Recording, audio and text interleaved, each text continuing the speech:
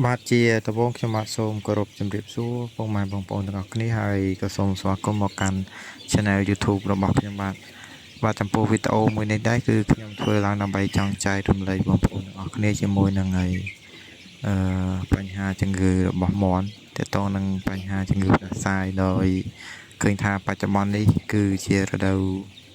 នៃមានសំណើមខ្ពស់ធ្លាក់ភ្លៀងជាប្រចាំ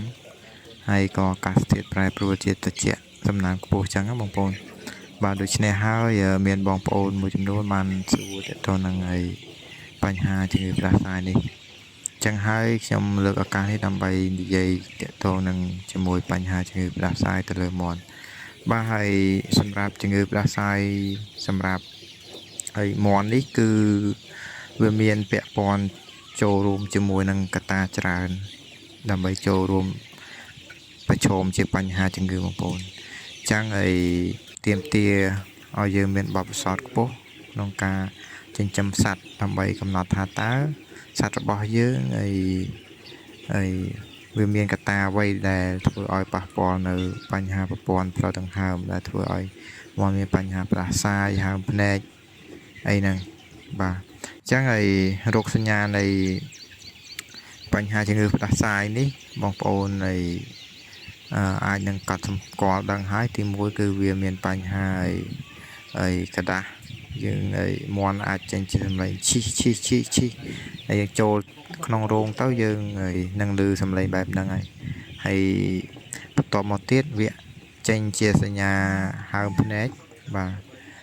ចេញសញ្ញាហើមភ្នែកហើមមុខអីហ្នឹងជាដើមដែលសុទ្ធសឹងតែជាបញ្ហាប្រឈមនៃបញ្ហាផ្ដាសាយបាទហើយចំពោះនៃបុព្វហេតុដែលបណ្ដាលឲ្យមាន់យើងផ្ដាសាយមានបញ្ហាកត្តាច្រើនចូលរួមបងប្អូនបាទអញ្ចឹងខ្ញុំលើកយកកត្តានីមួយដើម្បីរៀបរាប់ប្រាប់ជូនបងប្អូនទាំងអស់គ្នាគឺទី1តកតនឹងបញ្ហាការគ្រប់គ្រងអាកាសធាតុបាទហើយក្នុងករណីខ្លះមាន់យើងអត់មានចូលជារោគជំងឺអីទេបងប្អូនអត់មានមេរោគបកករោគឬក៏យើងហៅថាប្រភេទប៉ាតូសែនមេរោគបកកជាជំងឺទេប៉ុន្តែដោយសារតែការគ្រប់គ្រងយើងអត់ល្អទេបងប្អូនបាទទី1គឺយើងមើលការគ្រប់គ្រងតម្លាក់តង់ហើយជុំវិញរោងរបស់យើងហ្នឹងរោងតើការតម្លាក់តង់នៅពេលដែលមានខ្យល់មកខ្លាំងឬក៏មានភ្លៀងមានអីហ្នឹងយើងទុកដាក់គ្រប់ហើយតង់បានល្អទេហើយសីតុណ្ហភាពនៅក្នុងរោងហ្នឹងវាត្រឹមត្រូវអត់តាមអាយុដំណាក់កាលរបស់សត្វដែលត្រូវការហ្នឹងឧទាហរណ៍កូនមាន់យើងបានកម្ដៅល្អទេកម្ដៅតាមសីតុណ្ហភាពដែលកូនមាន់ចង់បានទេជាធម្មតាកូនមាន់គឺត្រូវការកម្ដៅចាំបាច់បងប្អូនពីអាយុពី0ថ្ងៃទៅដល់2សប្តាហ៍14ថ្ងៃហ្នឹងគឺយើងត្រូវប្រើប្រភពកម្ដៅដូចជាអំពូលដូចជាអីហ្នឹងដើម្បីឲ្យកូនមាន់ហ្នឹងវារស់នៅស្រួលកម្ដៅបានល្អក៏អត់មានជះឥទ្ធិពលទៅលើបញ្ហាជំងឺផ្ដាសាយមកឆ្លងរោគដែរបងប្អូនបាទហើយបរិយាកាសតកតនឹងសំណើមនៅក្នុងរោងចឹងក្នុងរដូវភ្លៀងសំណើមខ្ពស់ចឹងក៏វាជះឥទ្ធិពលដល់មេរោគឆ្លងផ្សេងជាពិសេសជំងឺផ្ដាសាយហ្នឹងលូតលាស់បានល្អធ្វើឲ្យការឆ្លងរោគហ្នឹងមាន់ចេញជាអាការៈផ្ដាសាយបាទហើយចំពោះការគ្រប់គ្រងសំណើមហ្នឹងជាពិសេសគឺសម្រាប់រោងប្រភេទរោងបិទរោង EVAP ចឹងគឺការគ្រប់គ្រងសំណើមហ្នឹងគឺយើងត្រូវគ្រប់គ្រងឲ្យបានល្អជាពិសេសនៅពេលដែលកូនមាន់នៅតូចហ្នឹងយើងអាចកាត់បន្ថយធ្វើម៉េចកុំឲ្យយើងប្រើទឹកហើយនៅ EVAP ច្រើនពេកករណីមាន់អាយុក្មេងចាប់ពី20ថ្ងៃចុះក្រោមអញ្ចឹងយើងអាចប្រើវិធីសាស្ត្រផ្សេងដើម្បីឲ្យរោងយើងកុំឲ្យសីតុណ្ហភាពខ្ពស់ពេកតែកុំទម្លាក់ទឹកធ្វើឲ្យសំណើមខ្ពស់បងប្អូនចង់មានន័យបែបហ្នឹងអញ្ចឹងអាហ្នឹងសម្រាប់រោងបាត់ប៉ុន្តែសម្រាប់បងប្អូនប្រជាកសិករចិញ្ចឹមបែបលក្ខណៈຂະຫນាតនៅផ្ទះហើយចិញ្ចឹមមេ10-20ក្បាលមានកូនមកហើយកូនមាន់4-5សំបុកហ្នឹងតើយើងគួរចិញ្ចឹមបែបណាអញ្ចឹងទី1ដូច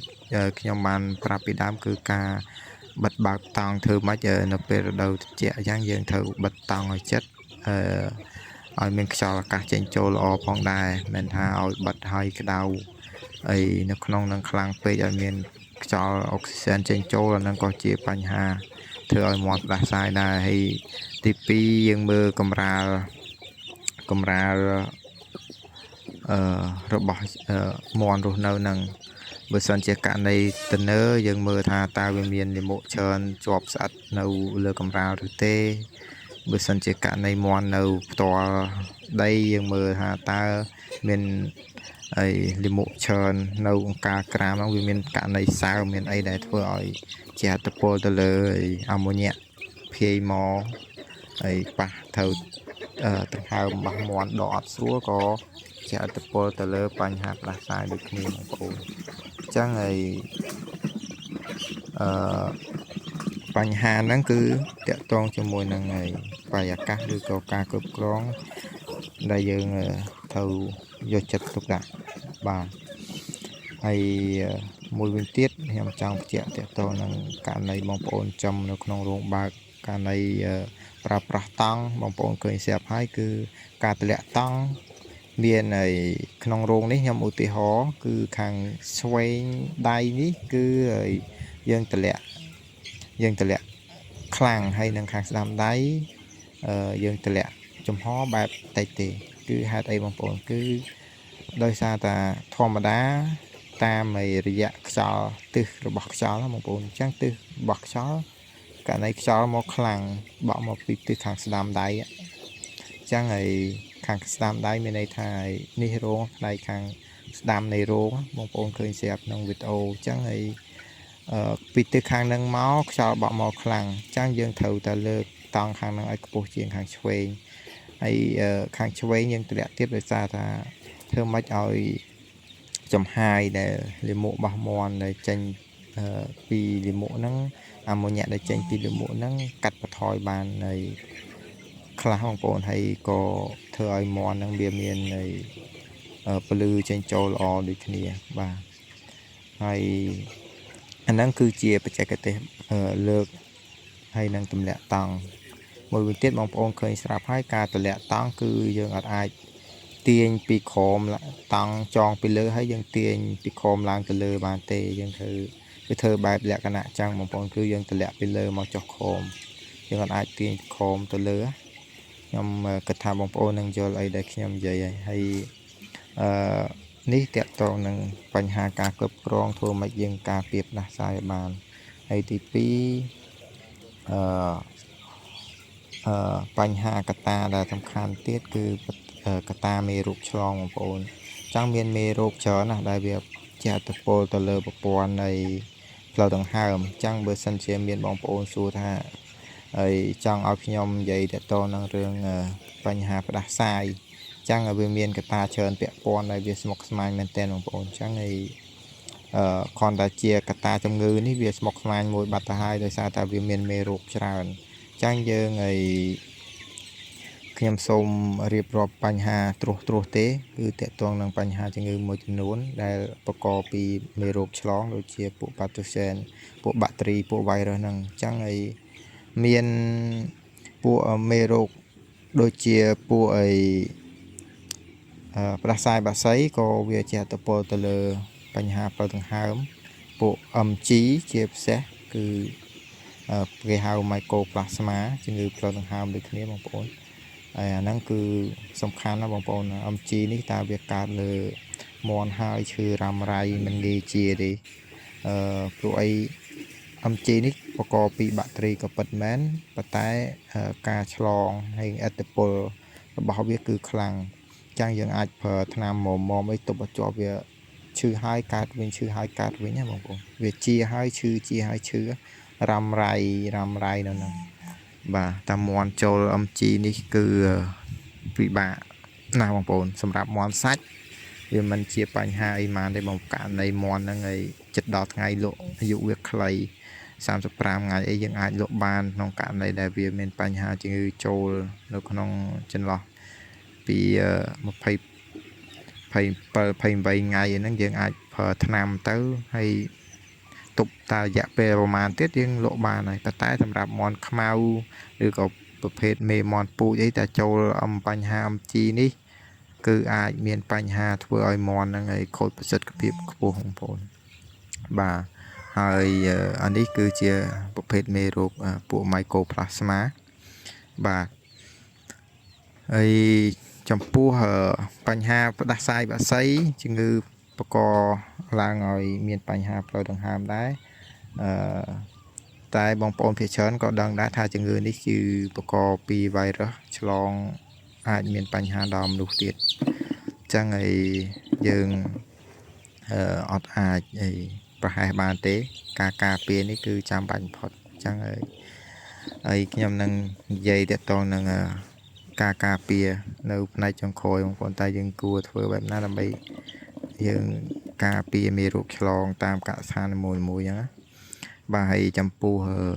មួយវិញទៀតបញ្ហាជំងឺដែលបកពីបកឲ្យមានបញ្ហាប្រព័ន្ធផ្លូវដង្ហើមដែរហ្នឹងគឺជំងឺញូកាសក៏វាជាអត្តពលទៅលើប្រព័ន្ធផ្លូវដង្ហើមដែរបងប្អូនករណីមានជំងឺញូកាសកើតឡើងបងប្អូនអាចនឹងឃើញហើយវាប្រព័ន្ធផ្លូវដង្ហើមវាទៅដូចជាកន្លែងកំពង់ខ្យល់បងប្អូនកំពង់ខ្យល់វានឹងឡើងជាទទួលក្រហមហ្នឹងអាហ្នឹងបញ្ហាញូកាសហើយក៏វាប៉ះពាល់ទៅលើប្រព័ន្ធផ្លូវដង្ហើមធ្វើឲ្យមានបញ្ហាតាក់ទងផ្លូវដង្ហើមដូចគ្នាបាទចឹងអានេះមេរោគដែលសំខាន់ហើយមួយទៀតតាក់ទងបញ្ហាកូរីសាអីហ្នឹងបាទកូរីសាជំងឺផ្ដាសាយហ្នឹងអញ្ចឹងរាល់ជំងឺទាំងអស់សុទ្ធតែប៉ះពាល់បាទជំងឺដែលបង្កឡើងមេរោគហ្នឹងអញ្ចឹងយើងត្រូវធ្វើយ៉ាងម៉េចដើម្បីការពារមេរោគហ្នឹងអញ្ចឹងយុទ្ធសាស្ត្រល្អបំផុតខ្ញុំលើកយកបញ្ហាការពាររោគបងប្អូនការពាររោគនេះគឺសំខាន់ណាស់អញ្ចឹងយើងត្រូវតែធ្វើវ៉ាក់សាំងដើម្បីការពារជំងឺហ្នឹងអញ្ចឹងមាននៅតំបន់យើងជួបប្រទះនៅបញ្ហាជំងឺអីខ្លះនៅតាមតំបន់តាមភូមិស្រុកហ្នឹងអញ្ចឹងយើងត្រូវតែធ្វើវ៉ាក់សាំងប្រភេទហ្នឹងបងប្អូនអញ្ចឹងដូចជាមានបញ្ហាជំងឺដែលសំខាន់មានញូកាសមានកុំបារ៉ូមានពីរមុខនេះគឺសិតតែសំខាន់ហើយបងប្អូនហើយមានអាសន្នរោគមួយទៀតដែរអញ្ចឹងហើយយើងគួរតែធ្វើវ៉ាក់សាំងការពារវាបាទដើម្បីធ្វើឲ្យមាន់យើងមានសុខភាពល្អជៀសវាងជំងឺពីខាងក្រៅចូលមកដូចជាមានបញ្ហាផ្ដាសាយតិចតួចអីធ្វើឲ្យភាពស្វាមចុះខ្សោយមានបញ្ហាជំងឺមួយថែមមកទៀតធ្វើឲ្យមាន់យើងរត់តារ៉ាំរ៉ៃថែមហើយពិបាកក្នុងការព្យាបាលអញ្ចឹងបងប្អូនយើងធ្វើវ៉ាក់សាំងគឺល្អបំផុតហើយទី2គឺយុទ្ធសាស្ត្រនៃការការពាររោគយើងត្រូវគ្រប់គ្រងក្នុងកឋានរបស់យើងការចេញចូលការបាញ់ថ្នាំសម្រាប់មេរោគបាចកបោមុននឹងចេញចូលយើងត្រូវដោះសម្លៀកបំពាក់បាញ់អាកុលអីជាដើមហ្នឹងបងប្អូនបាទអាហ្នឹងយើងអាចការពាររោគបានក្នុងកឋានយើងមិនត្រូវយកមាន់យកអីពីខាងក្រៅមកហូបករណីមាន់ខាងក្រៅយើងក៏ដឹងប្រភពច្បាស់យ៉ាងវាអាចមានបញ្ហាជំងឺឆ្លងអីផ្សេងក៏យើងមិនដឹងចឹងយើងអាចជៀសបានកុំយកមាន់ពីខាងក្រៅមកហូបក្នុងកឋានបងប្អូនហើយទី2ករណីបងប្អូនខែព្រៀងបែបចឹងនៅខាងក្រៅក្នុងតាមភូមិអីខែភ្លៀងអាចមានទឹកហូរទឹកអីច្រើនតាមបន្លាយឬក៏អាចហូរចូលផ្ទះយើងអញ្ចឹងយើងត្រូវគ្រប់គ្រងឲ្យបានធ្វើម៉េចកុំឲ្យទឹកទាំងអស់ហ្នឹងហូរកាត់តំបន់ទីតាំងចំសត្វអញ្ចឹងបាទចំណុចចុងក្រោយគឺខ្ញុំចង់លើកយកតកតងវិធីក្នុងការពារហើយនិងវិធីសាស្ត្រក្នុងការព្យាបាលផងដែរបាទហើយតាមដែលខ្ញុំនិយាយខាងដើមតកតងនឹងបុព្វហេតុនៃការធ្វើឲ្យមាន់ផ្ដាសាយហ្នឹងបងប្អូនដឹងហើយបាទខ្ញុំបានរៀបរាប់ប្រាប់ដែរអញ្ចឹងវិធីព្យាបាលគឺយើងត្រូវព្យាបាលតាមបុព្វហេតុនៃបញ្ហាអញ្ចឹងឧទាហរណ៍បើសិនជាមានបញ្ហាសំណើមខ្ពស់ក្នុងរោង ការទម្លាក់តង់អត់បានល្អខ្យល់ចេញចូលនឹងវាខ្លាំងពេកធ្វើឲ្យមាន់មានបញ្ហាផ្ដាសាយយើងត្រូវដោះហើយយើងត្រូវដោះស្រាយតាមបែបវិធីនិងបទពិសោធន៍របស់យើងដោយការធ្វើម៉េចយើងរក្សាកម្រាលឲ្យបានល្អកុំឲ្យមានបញ្ហាសំណើមអញ្ចឹងណាបងប្អូនករណីមានទឹកជ្រុះកពុកសើមលើកម្រាលអីយើងត្រូវកើបចេញយើងបដូរនៅឲ្យកាមរាលថ្មីអញ្ចឹងណាហើយមួយវិញទៀតការលើកដាក់តង់ហ្នឹងក៏ខ្ញុំបានប្រៀបប្រាប់ពីដើមដែរបាទគួរលើកដាក់ហើយតង់ឲ្យបានត្រឹមត្រូវតាមអាកាសធាតុនៅខាងក្រៅបាទកាលណាត្រជាក់យើងត្រូវលើកតង់ឲ្យបានខ្ពស់បន្តិចកាលណាទិដ្ឋភាពក្តៅយើងត្រូវទម្លាក់តង់ដែរប៉ុន្តែយើងមើលលក្ខខណ្ឌខ្យល់ផងដែរបាទហើយចំពោះវិធីព្យាបាលនៃជំងឺដែលបង្ករោគនឹងហើយបញ្ហាជំងឺបង្កឡើងវីរុសដូចជាហើយពពួកផ្សេងជំងឺដូចជាតាសាយបាសីអីហ្នឹងបងប្អូនដឹងស្រាប់ហើយគឺគ្មានសុទ្ធណាអាចឈឺអីព្យាបាលបានទេចឹងហើយយើងអាចព្យាបាលត្រឹមកម្រិតពួកបាក់តេរីមួយចំនួនដូចជាការជំងឺផ្ដាសាយធម្មតាហ្នឹងយើងអាចប្រើថ្នាំពួកអង់ទីយ៉ូទិកដើម្បីព្យាបាលបាទហើយយើងក៏មានជាប្រភេទជំនួយភាពស៊ាំដើម្បីផ្ដល់ឲ្យយ៉ាងណាបងប្អូនដូចជាពួកហើយដែលវាមានសារធាតុក្នុងការធ្វើឲ្យមាន់ហ្នឹងមានភាពស៊ាំល្អបាទហើយក៏ខ្ញុំអត់បានបង្ហាញប្រភេទថ្នាំដែរបងប្អូនដោយសារថាជាក់ស្ដែងប្រភេទថ្នាំទាំងអស់ហ្នឹងបងប្អូនអាចរកបាននៅទីតាំងកន្លែងចែកចាយថ្នាំសត្វយើងអាចសាកសួរខាងពេទ្យអ្នកលក់ថ្នាំបន្ថែមទៀតចឹងណាបងប្អូនបាទហើយការចែករំលែករបស់ខ្ញុំបាទគឺមានតែប៉ុណ្នេះសង្ឃឹមថាបងប្អូនអាចយកជាប្រយោជន៍បើសិនជាពេញចិត្តកុំភ្លេចជួយចុច like និង subscribe ផងដែរបងប្អូន